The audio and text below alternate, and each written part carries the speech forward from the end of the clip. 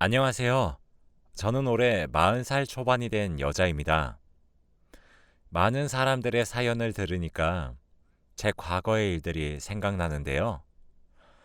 저는 정말 드라마 같은 인생을 살았다고 해도 과언이 아닐 정도의 인생을 살았어요.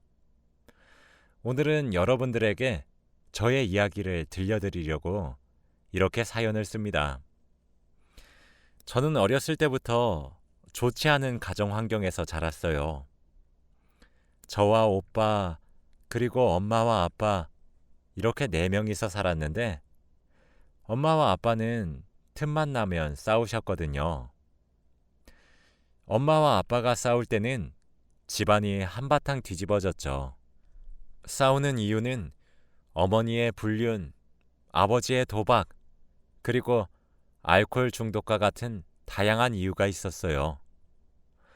저는 부모님께서 싸우시는 소리가 너무 무서웠고, 항상 울면서 귀를 막고 방구석에서 혼자 이 싸움이 끝나기만을 기다리고 있었는데, 그럴 때마다 저희 오빠는 방 안에서 저를 침대에 눕힌 채 이불 속에서 노래를 불러주었어요. 오빠는 노래를 정말 잘 불렀는데, 그 노래를 듣고 있으면 거실에서 부모님께서 싸우시는 소리가 전혀 들리지 않고 감미로운 오빠 목소리에 집중할 수 있었죠. 오빠의 꿈은 가수가 되는 것이었는데, 부모님께서는 돈 안 되는 직업이라며 의사, 검사, 판사 같은 직업을 원하셨기에 오빠는 가수의 꿈을 펼치지 못했어요. 그래서 부모님이 싸우실 때마다 저에게 오빠가 만든 자작곡을 불러주었습니다. 오빠의 노래를 들으면서 저는 잠에 들었고, 부모님이 싸움이 끝나시면 오빠가 슬금슬금 거실로 나가서 널브러진 물건들을 다 뒷정리를 했어요. 싸움의 끝은 항상 엄마는 밖으로 나갔고 아빠는 술만 마셨죠. 술을 마시는 아빠는 엄마가 나가고 나서 거실 뒷정리를 하는 오빠에게 화풀이를 하셨고, 오빠에게 폭력도 가하셨습니다. 어렸을 때 저는 오빠가 아빠에게 반항 한번 하지 않고 맞고만 있는 게 너무 답답하고 한심했는데, 지금은 얼추 오빠의 마음을 이해할 것 같아요.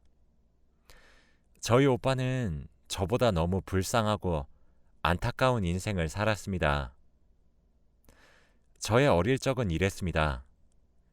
정말 다른 평범한 집들이 부러웠고, 매일같이 졸업을 하자마자 이 쓰레기 같은 집구석에서 오빠와 같이 벗어나는 것이 제 꿈이었어요.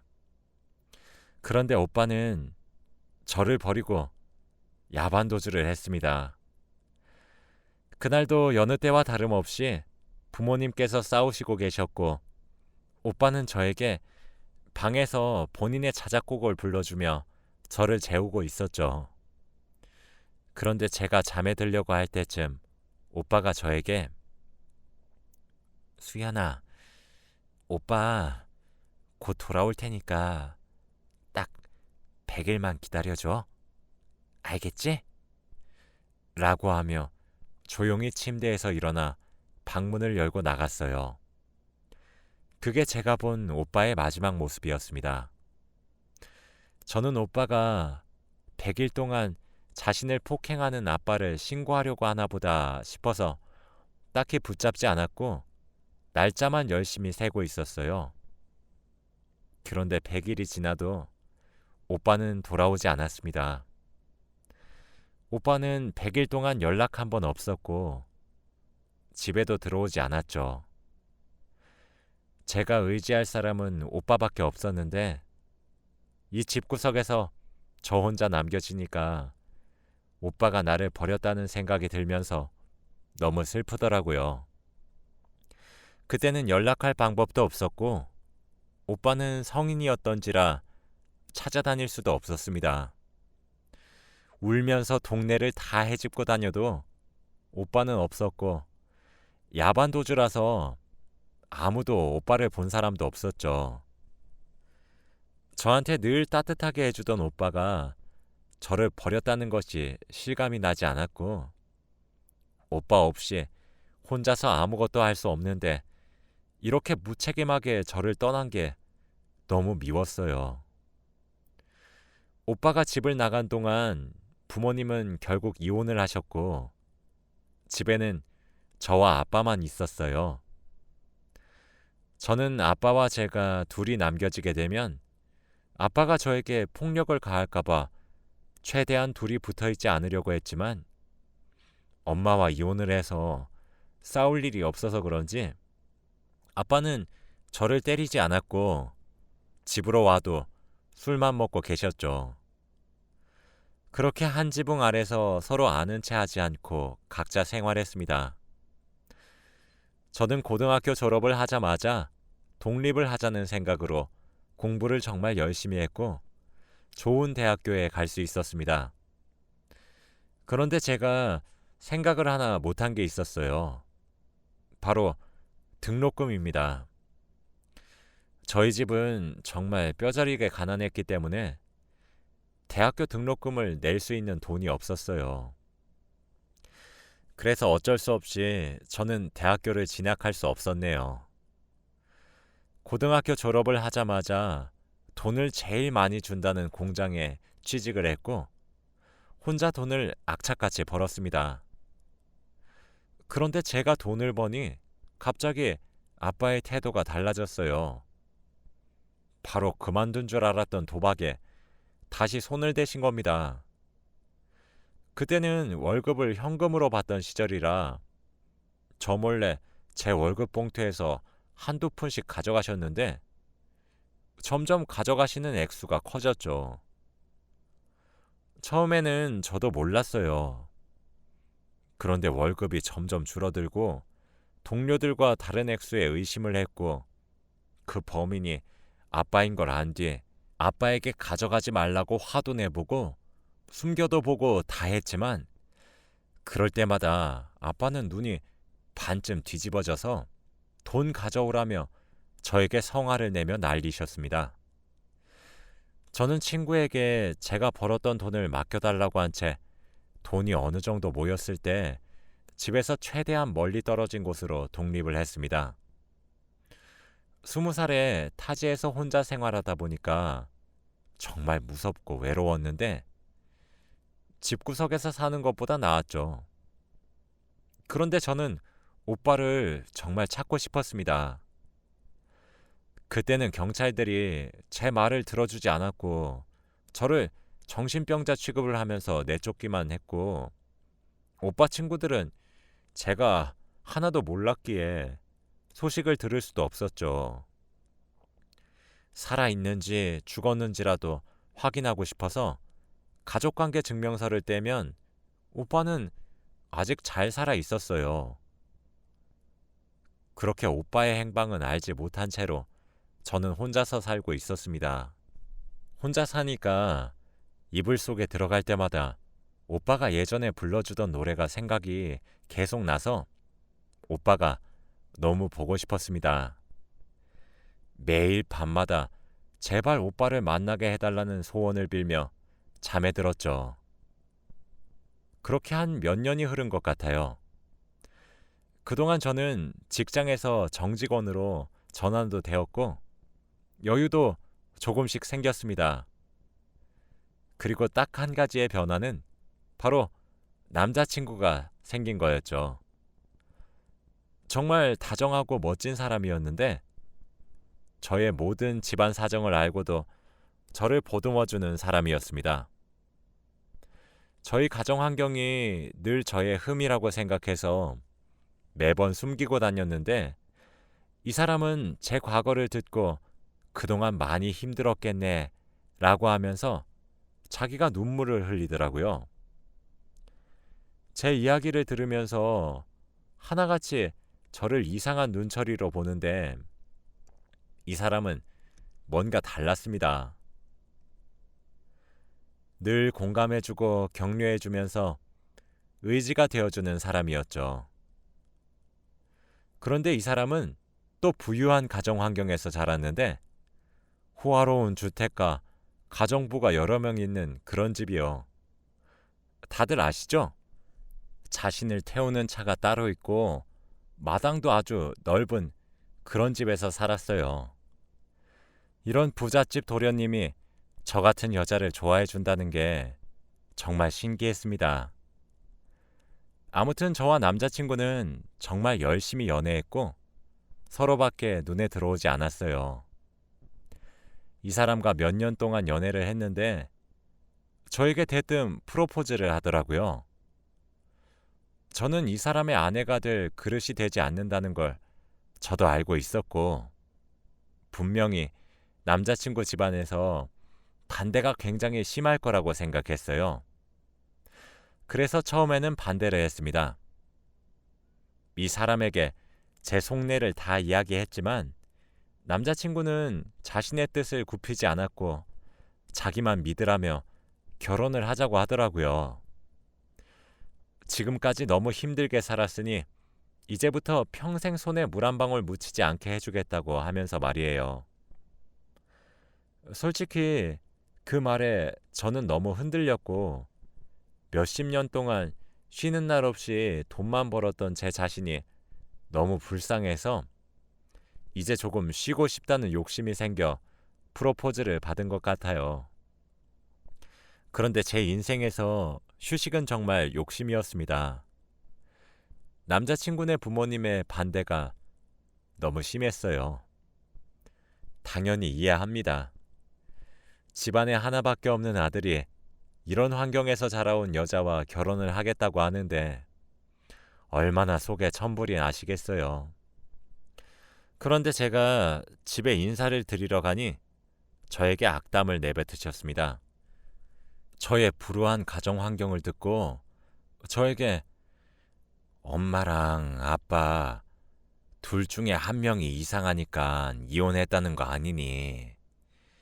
그럼 넌 그 유전자를 받았으니까 너도 이상하다는 거잖아. 어디서 너 같은 애가 우리 아들을 넘봐? 사람은 비슷한 사람을 만나야 하는 법이야. 이 결혼 절대 안 돼. 라고 하셨죠. 저는 평생 이런 말을 듣고 자랐기 때문에 타격이 없었지만 남자친구 부모님이 이 말씀을 저에게 하시니 정말 슬프고 자존감이 바닥을 치더라고요. 부모님이 이상하다고 저까지 이상한 사람 취급하는 건 너무 속상했습니다. 남자친구는 이 말을 듣고 자기가 불같이 화를 내면서 어머니, 아버지, 수연이 그런 사람 아닙니다. 제가 수연이 만나기 전에 어머니 아버지가 소개해 주시는 부잣집 여자들 다 만나봤지만 수연이만큼 진실함이 없었어요. 수연이랑 몇 년 만나면서 정말 많이 배우고 깨달았습니다. 결혼 허락해 주세요. 라고 했지만 그분들의 마음을 돌릴 수 없었죠. 남자친구 어머니는 큰 소리를 내면서 남자친구에게 화를 불같이 내셨는데 갑자기 화를 내시다가 뒷목을 잡으시고 쓰러지셨습니다. 거기에 있던 모든 사람들이 다 놀랐고 가정부들과 남자친구 아버지는 어머니를 데리고 방으로 들어가셨죠. 그때 남자친구가 저에게 사실 우리 어머니가 병이 있으셔. 이렇게 갑자기 화를 내시고 혈압이 오르시면 쓰러지셔. 라고 하더라고요. 저는 식사 자리가 끝나고 집을 데려다 준 남자친구에게 헤어지자고 했습니다. 갑작스럽게 이별을 통보받은 남자친구는 왜 그러냐고 물었고 저는 어머니도 아프신데 우리 이제 여기서 그만하자. 오빠, 나보다 더 좋은 사람 만나. 이게 오빠와 나를 위한 길이야. 라고 했죠. 오빠는 집안과 연을 끊을 테니 부모님 말 무시하고 둘이서 살자고 했지만 저는 그게 더 잘못된 행동이라고 말하고 집으로 돌아왔습니다. 집에 와서 저는 펑펑 울었어요. 현관문을 세게 두드리면서 오빠는 수연아, 수연아, 오빠랑 얘기 좀 해. 라고 했고 저는 열어주지 않았죠. 그렇게 남자친구와 저의 인연은 끝이 났습니다. 매일같이 울면서 잠에 들었고 다음날 일어나면 똑같은 일상을 반복했죠. 남자친구와 헤어지고 몇 주가 지났는데 예정일이 지나도 생리를 하지 않았고 밥을 먹는데 헛구역질이 나오더라고요. 그 순간 설마 하는 생각이 들어서 바로 임신 테스트기를 해보니 임신이었습니다. 제가 남자친구의 아이를 가져버린 거예요. 정말 눈물이 났습니다. 이미 헤어졌고 이 아이 때문에 오빠를 다시 만나면 양심이 없다고 생각했어요. 그렇다고 저 혼자서 아이를 감당하기에는 경제적으로도 너무 힘들 것 같았죠. 그래서 깊은 고민에 빠졌습니다. 제 주제에 아이를 키우는 건 사치라고 생각하던 찰나에 아이 초음파를 보는데 그만 아기 심장 소리를 듣고 말았어요. 순간 이 아이를 놓치면 이 심장 소리도 더 이상 들을 수 없겠구나 하는 생각이 들더라고요. 결국 저는 혼자서라도 아이를 낳아 키우기로 결정했죠. 여자 혼자서 아이를 키우는 건 정말 힘들다는 건 저도 잘 알았습니다.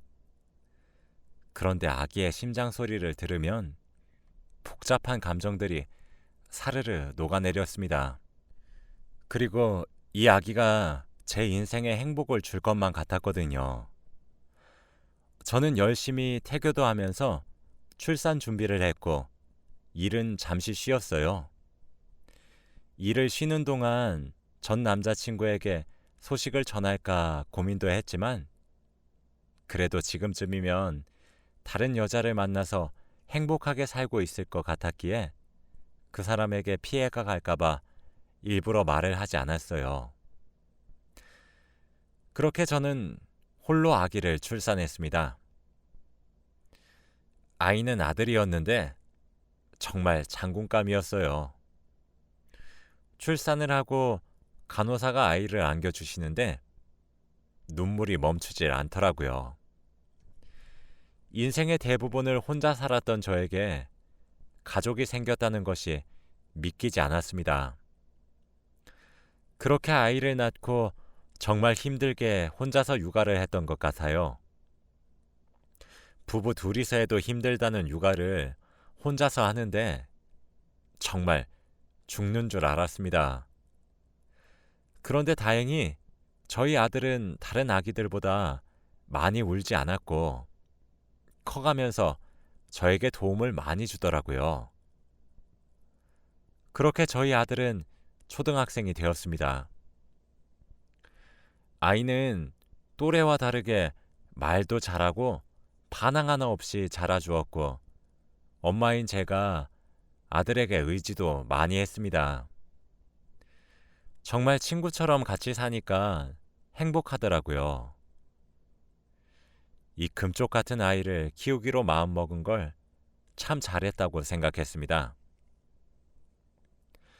아이가 커갈수록 돈 드는 곳도 많고 일을 더 많이 해야 했지만 과거보다는 너무 행복했습니다. 아들은 공부도 열심히 하고 밥도 혼자 잘 차려 먹으면서 제가 힘들다는 것을 다 알고 있었어요. 아빠가 없어도 왜 없는지 물어보지도 않았고 혼자서 척척 자라는 아들이었죠. 그렇게 초등학교에 보내니 돈이 정말 술술 나가더라고요. 학용품도 사야 하고 옷도 사야 하고 정말 힘들었는데 학교에서 또 학급비를 내야 한다고 하더라고요. 그런데 수중에 있는 돈은 없었기에 아들 담임 선생님께 전화해서 하루만 미뤄달라고 했습니다. 다행히도 승낙해 주셨고 회사에 출근해서 가부를 받았죠. 그런데 그날 학교를 갔다 온 아들이 담임 선생님께서 자신의 학급비를 내줬다고 하는 겁니다. 저는 너무 놀라서 개인적으로 연락을 드렸지만 답장이 없으시더라고요.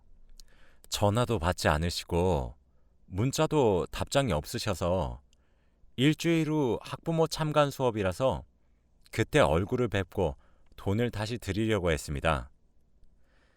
원래는 일이 바빠서 참관 수업에 가지 않는데 그날은 회사 반차를 내고 갔더니 저희 아들이 너무 좋아하더라고요.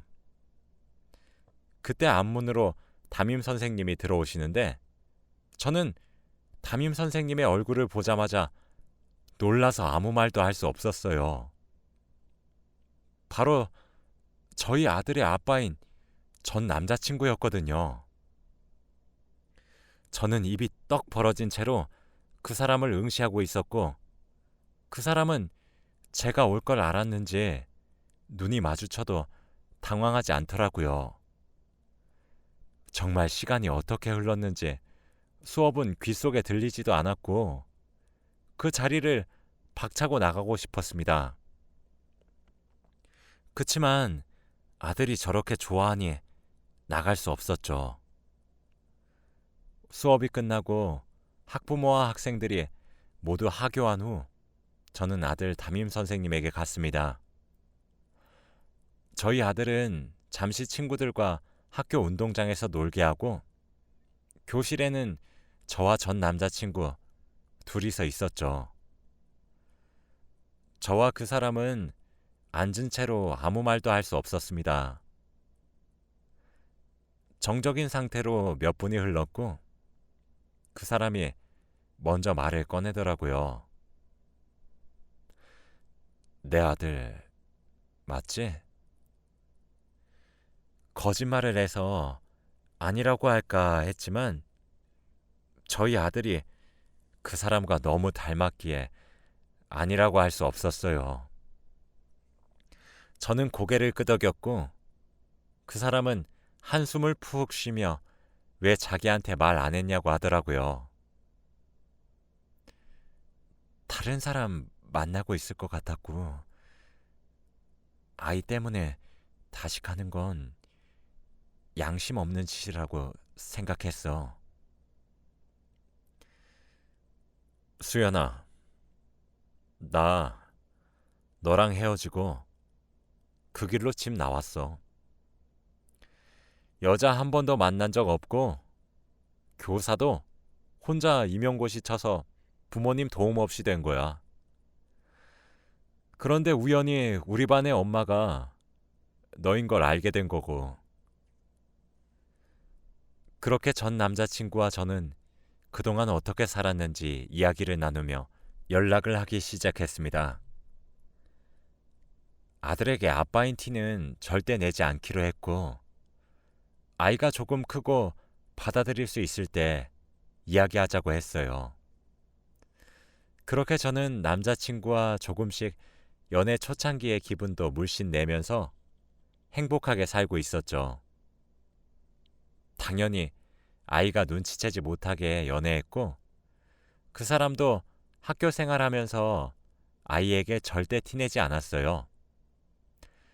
정말 인생에서 제일 행복한 나날들을 보냈다고 해도 과언이 아닌 몇 주를 보낸 것 같네요. 그런데 하늘도 무심하시지.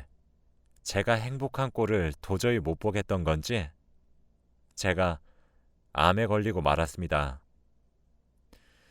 나이도 30대 초중반이었는데 배가 조금씩 아팠던 게 낫지 않아서 병원에 가보니 대장암 초기라고 하더라고요.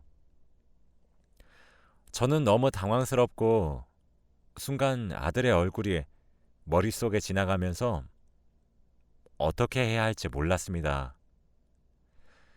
의사 선생님 말로는 지금 당장 수술하면 살 수 있다고 했지만 저는 수술비가 없었어요. 아이 아빠는 집을 나와서 이제 부잣집 사람도 아니었기에 빌리기에는 너무 미안했죠. 저는 우선 검사 결과지를 들고 병원에서 나가고 있었는데 갑자기 제 귀에 익숙한 노랫소리가 들렸습니다. 그 노래를 듣자마자 눈이 크게 떠졌고 노래가 들리는 곳으로 따라갔습니다. 노래를 부른 사람의 얼굴을 보자마자 저는 눈물이 흘렀어요. 몇십 년 전에 사라진 저희 오빠가 거기에 있었거든요. 오빠는 의사 가운을 입고 환자들에게 노래를 들려주는 작은 행사에서 어릴 적 저에게 들려주던 자신의 자작곡을 부르고 있었죠. 저는 곧 죽을 때가 돼서 헛것을 보는 건가 싶어 두 눈을 비비고 다시 보았지만 오빠가 확실했습니다. 그때 노래를 부르고 있던 오빠와 저는 눈이 마주쳤고 오빠는 노래를 갑자기 멈추고 무대 위에서 얼었죠. 저는 울면서 오빠를 바라보고 있었고 오빠도 울면서 저를 바라봤습니다. 관객들이 갑자기 노래를 멈추고 우니까 오빠의 시선이 향하는 저를 바라봤고 저는 시선이 민망해서 자리를 피했죠. 그때 오빠가 뒤따라 나와서 제 손목을 잡았습니다. 저희 둘은 아무런 대화를 나누지 않았고 바로 안으며 펑펑 울었어요. 조금 진정이 되고 나서 오빠에게 덜컥 화를 냈어요.